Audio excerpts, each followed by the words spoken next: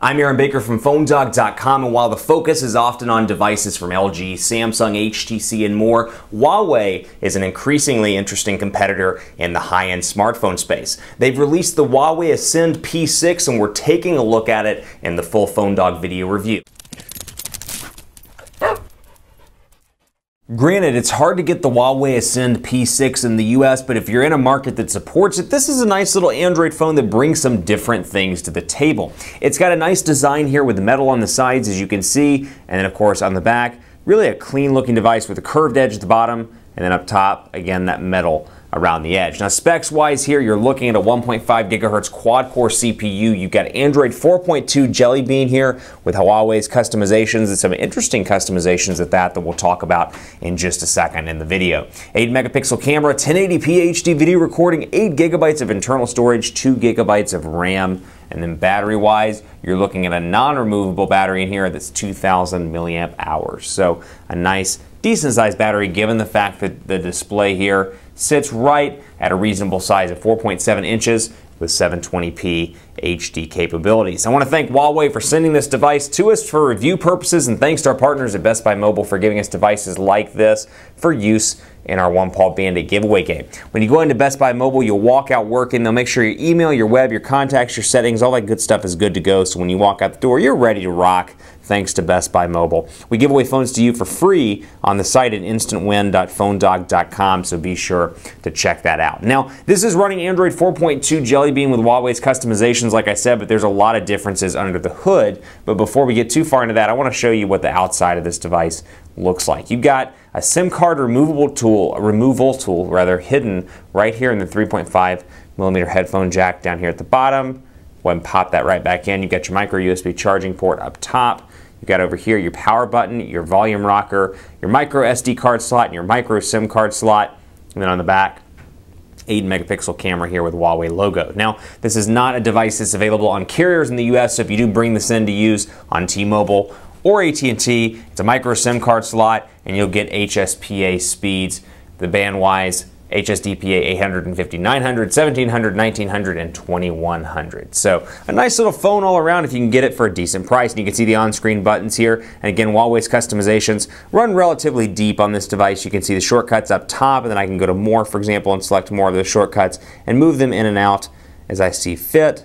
But then going into settings, shows all of my stuff. General and all, of course, right here. You can see my general stuff, typical stuff you'd use on a daily basis, wallpaper, font size, volume, phone ringtone. And then going into all, you can see wireless and networks, device, apps, personal, account system, and more. So we'll go back home here and you can see recent applications, home and back. Now what's interesting, if you haven't noticed it yet, you got your typical home screens, 5 home screens in this device. And I can add plenty more to total. Actually, I should have 5 come out of the box. You can add a total of 9, which is what I have right here. What's different though, no applications area. You can see it's very similar in terms of the setup as iOS 7, for example, where this is running Android. You got the Android settings, but you don't have a dedicated applications drawer. Everything you see is on the actual desktop or on the actual home screen, if you will. So I've got my browser, my settings, my themes, my camera, but I don't have a place to go find them or an applications drawer like I do, for example, on the LG G2, where I can click and have all my applications in one spot. It's all sitting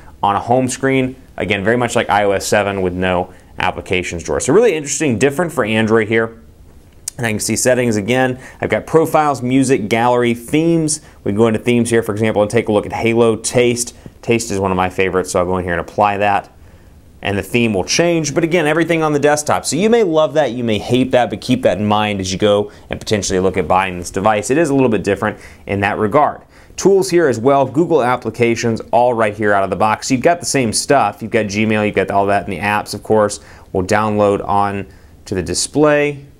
But then beyond that, you don't have any system integration, or you don't have any menus, I should say, any deep menus on this device. Let's take a quick look at the browser here, and there's no SIM card in this device, but we'll go ahead and take a quick look at what it looks like on a 4.7-inch display. It's 720p. Overall, the picture quality is pretty decent here. This does have a quad-core processor with 2 gigabytes of RAM. The downside here is only 8 gigabytes of internal storage. So if you're somebody that likes a lot of music on your device, you do have a micro SD card slot, but still 8 gigabytes is a little bit on the scant side for internal storage on a device. So keep that in mind as you look at this unit. Down here you can see messaging, you can see your contacts, your phone. We'll take a quick look at messaging here and send a message to Stephanie Hammersmith, who's our test contact. So hi there, you can see the Android keyboard right there. We'll go down and see what else we get out of the box. You get the Huawei input method and Google voice typing also. So we'll switch to Huawei and you can see what it looks like right here. We can use it if we want to. Hey there, how are you? Or Google keyboard as well, depending on what you prefer to use. So again, 4.7 inches, pretty easy to use on this display. This is sitting right at the same screen size as the HTC One. So take that and put it in your pipe and smoke it. If you like the size of the HTC One display, maybe the G2 is too big for you, this could be a nice unit. One thing I find particularly interesting about this device are the transitions. Take a look at this transition effect and you can see it's kind of like something on Android 2.2 or 2.3. It's a little bit less fluid, a little bit different in that regard.